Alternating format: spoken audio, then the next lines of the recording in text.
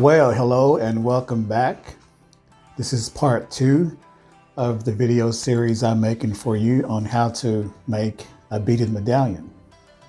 And yes, Don, I've got my coffee. Got to have my hazelnut.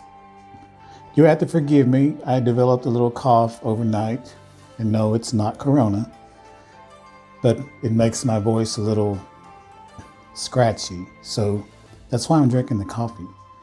Anyway, in the last video, I showed you how to do the design and the stitching. So this is what your finished product should look like. With the swirl design I showed you, the orange color is the color that I chose to swirl. I done 3 lines and I offsetted each line by 5 beads on the orange color, and that created the swirl. Now that is an orange color. On the camera, it looks like it's yellow, but yeah, it's sort of a light orange. I guess the lighting is making it look brighter than what it is, but anyway. For this portion, we are going to show you how to do the backing and the edge beading. But on this one here, you'll need leather. If you have scrap leather or suede or some kind of felt that's a little thick, or hide, you'll need a piece of that. Now, I bought this leather at Hobby Lobby in a little bag full of scrap leather for like $8, and you can get a lot of scrap material out of there. So this is one that came from Hobby Lobby, and this is the one that I'll use for the backing on this medallion. You'll need that. You'll still use your same color beads. Use some craft glue, and I'll show you why here in a minute. And if you have around your house or your office or wherever you're at, a piece of cardboard.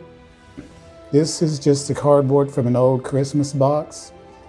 You know, it's a little thicker than regular paper. You'll need a piece of that and just cut it in about the size of your medallion, just a little bit smaller. And I'll show you why we use that here in a minute.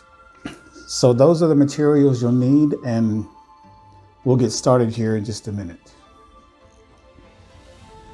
Okay, to get started, what I want you to do, I want you to take your medallion. It should still be on the fabric stabilizer. What I want you to do is carefully, now I repeat, carefully cut along the edges, okay? Now you get as close as you can to the beads, but not so close to where you will cut the thread on the back side. I've had many students cut their thread, and that just, your project is useless if you do that, because once those thread is cut, well, you have to go back and redo the whole thing with that line. So try to cut it as close as you can to the beads. It doesn't hurt to leave a little bit of the white paper showing, because when you do the edging, it's going to be covered up. So yeah, I've already went and cut mine, but that's what I want you to do now, is to cut your medallion out of the fabric stabilizer carefully. After you have finished cutting the medallion out of the fabric stabilizer, you're going to get your scrap leather.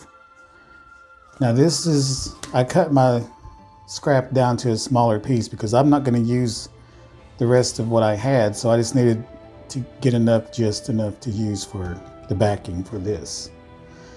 So what you're going to do is place your medallion on that leather. I usually just take my pen and draw a little line around the edges. And then you will cut that out.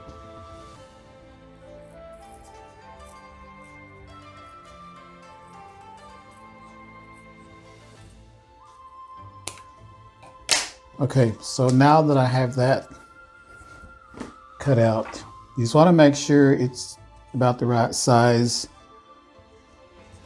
for the medallion. You can trim a little off if you need to. But yeah, everything looks pretty good.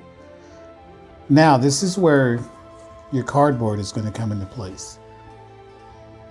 We use these cardboards because this is leather, so it's not that sturdy. And this is your beads and stuff is not really sturdy also. So once you put that together, your whole project is going to be sort of flimsy. So that's the reason why I had you to cut a piece of cardboard. And what you're going to do is you're going to place that right in the center of the leather. Now I recommend just cutting smaller, because once you start doing your edge beading, if you cut this the same size as your leather, well, your needle will have a hard time going through that cardboard. So that's why I cut a little smaller. It's going to be hidden anyway, but all it is doing is just giving it more support and makes it more sturdy in the back. And also take your glue, and you don't have to do a whole lot, just enough to smear it around. And just kind of smash that into the bottom. Once this glue dries, it also hardens, and then it also gives it more of a sturdy feel to it. And also go ahead and put some glue on the back of the medallion on the fabric stabilizer. This glue don't want to come out. Yeah, there. And do the same thing. You want to just put this right on top of there. Smash it down, kind of even out your medallion against the cardboard. Like I said, don't worry if a little part is sticking out. You can trim that down. What we're going to do a stitch that is called a zigzag zipper. Well, I'm not sure what kind of the proper name for it, but what it's going to do is it's going to seal the white fabric stabilizer to the leather. Now, I recommend having a pair of needle nose pliers on hand, because once this leather starts to, once you start trying to go through this leather, it tends to get more harder to do, because, well, it's leather. So what you're going to do, you're just going to start on the edge of either side. It doesn't matter where you start, but you're starting from the front part, okay? Get as close as you can to the edge and close to the inside of the beads, okay? You don't have to be on this side, but you want to be as close as you can to the outside, but also managing to run your needle through that fabric stabilizer, because that's the key. You want to stitch that to the leather. So I've done so, and pull it all the way through. And like I've also, let me just say, you need to knot the end of your thread, okay? Have it thick enough to where it won't go through. If it's not thick enough and it goes through, well, re-knot it and start again. So I'm coming out from the top to the bottom, and this stitch is just going to like zigzag all the way around the edges here. You're going to use your beads as your guideline, all right? So to get started, this stitch always starts with 3 beads. Okay, what I'm going to do, I'm going to make the bottom part the purple color, and I'm going to have the tips as the orange color. So I'm going to pick up 3 beads. All right, I'm going to pick up a purple, an orange, and another purple. Okay, those are my 3 beads. You can see where your thread is coming out. On this part here, go right to the bead right next to it, okay? And what you want to do is you want to go down again. All right, like that. You're coming right next to the knot that you put on there.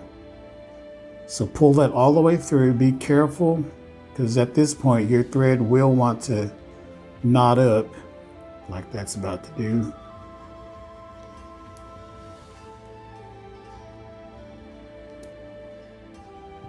Luckily it did not. And it's going to lay like that. Don't worry about it looking a little odd at that moment, at this point, because what you're going to do, you're going to go up from underneath. See where your thread's coming out.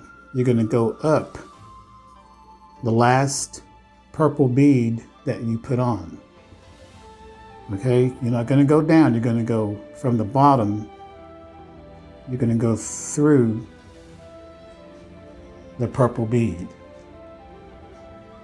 and pull it and tug it.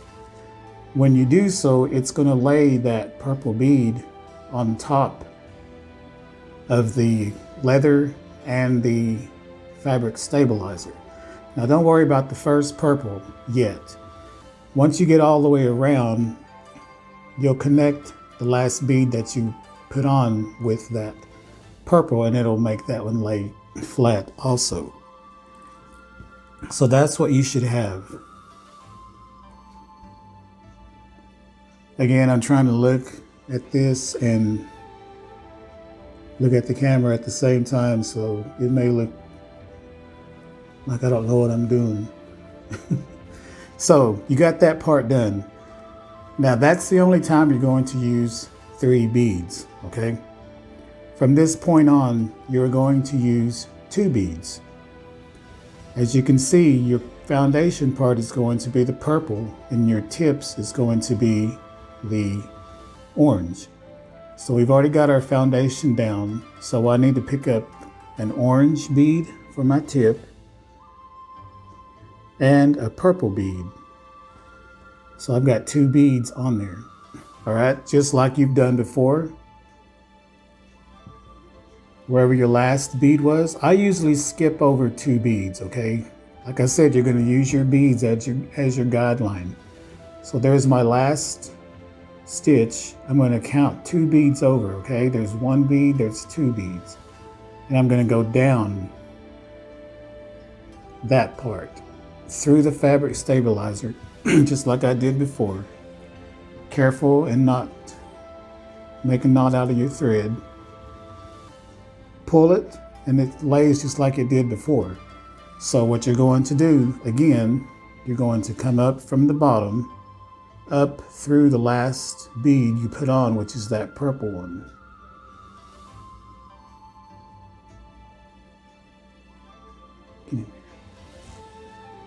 Okay, pull that all the way through. If your thread feels like it wants to knot up, just kind of wiggle it around. It'll come loose. Just don't pull too fast at this point, because once you start to go pulling fast, that's where your knots happen. And I ain't there to get your knot out for you if that does happen. Which a lot of times in my classes, some of them tend to go faster and they get knotted up, and I have to stop what I'm doing to take out their knots. So I'll just say, take your time, don't rush through it. Okay, so here's the second bead that's on there. All right, you continue this all the way around until you get back to this point here. Okay, before I finish this out, I want to show you how you would end it, how you would connect it to the first bead like I told you earlier. I went ahead and finished it all the way through. You can see the orange are my tips. That's what it should look like. So to finish this off, you see I still have maybe 1 or 2 more beads to add. So I will do that, and then I'll show you how to connect it to that first bead that you put on. Excuse me. I'm picking up 1 orange and 1 purple. I can see where my bead is coming out. I'm going to skip over 1 because if I skip over 2, I'm going to be right on top of that first bead. So I'm going to skip over 1, go through it,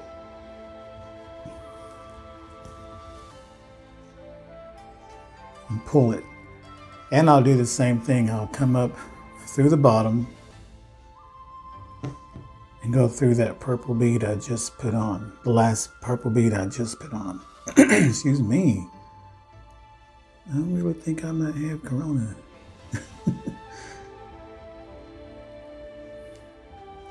All right, pull it slowly. You don't want to get your thread caught on one of these beads here that's sticking up. All right, you can see there's a gap. So what I'm going to do to fill that gap, I'm just going to pick up 1 orange bead. All right, what I'm going to do, instead of going through it, I'm going to go through the top of that first purple bead that I put on. All right, I'm going through the top, through the purple bead, going down like that. When I pull it, it'll close that gap up. Now my thread is coming out the top, but you can see that first purple bead is now laying flat against the leather. So what I'm going to do is I'm just going to go back down through the leather, the fabric and the leather, pull it all the way, and that's going to secure it. And on the backing part, I'm just going to knot it off. So I'm going to go through one of the knots, one of the threads, that's already on there. I'm going to go underneath it, pull it out, and just do a little simple knot. You can do that twice just to secure it.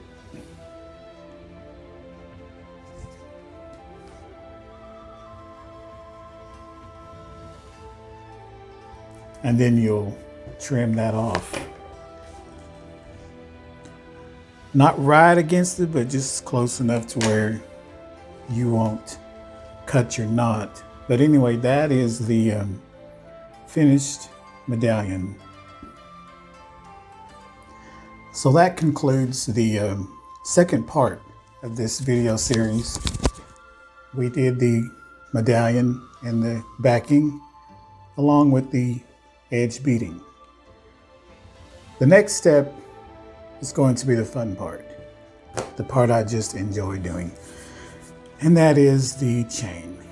So tune in next week maybe, and I'll have that video ready for you. So I hope this is helping you out throughout the pandemic, the quarantine that's going on. But just remember, we'll get through this if you just stay home.